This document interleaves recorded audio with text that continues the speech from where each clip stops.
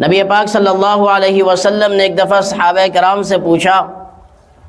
کہ بتاؤ مفلس کون ہے؟ تو صحابہ کرام نے فرمایا کہ اللہ کے رسول مفلس وہ ہے جس کے پاس مال و دولت نہیں ہے، جس کے پاس پیسے نہیں ہیں، جس کے پاس درہم و دینار نہیں ہے، وہ مفلس ہے۔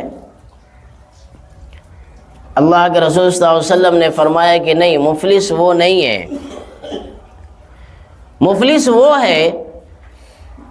کہ کل قیامت کے دن انسان حاضر ہوگا اس حال میں کہ اس کی بہت ساری نمازیں ہوں گی،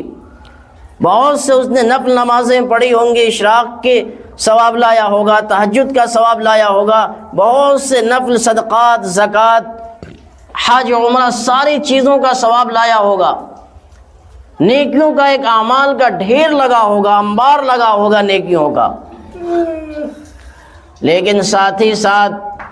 حساب کتاب کے وقت میں صاحب حق آ جائے گا، اللہ اس نے ہمارے مال پر قبضہ کر لیا تھا،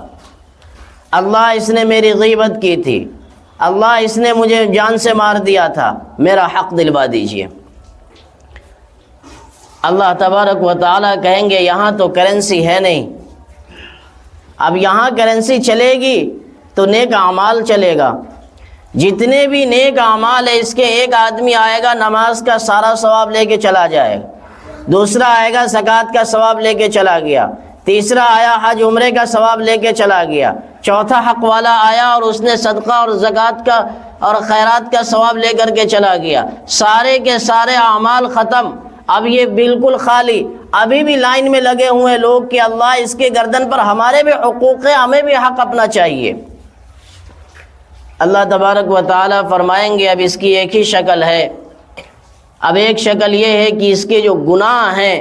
تم لوگوں کے جو گناہ ہیں وہ اس کے سر پر ڈال دیے جائیں، کیونکہ اب اس کے پاس تو نیکی بچی نہیں کچھ، تو اس کے گناہ اس شخص کے کھاتے میں ڈال دیے جائیں گے۔ اللہ کے رسول فرماتے ہیں مفلس یہ ہے کہ نیک اعمال کا انبار لگا ہوگا لیکن ایسی حالت میں پہنچ جائے گا کہ اپنے آپ کو بچانے کے لیے بھی ایک نیکی نہیں بچا پائے گا۔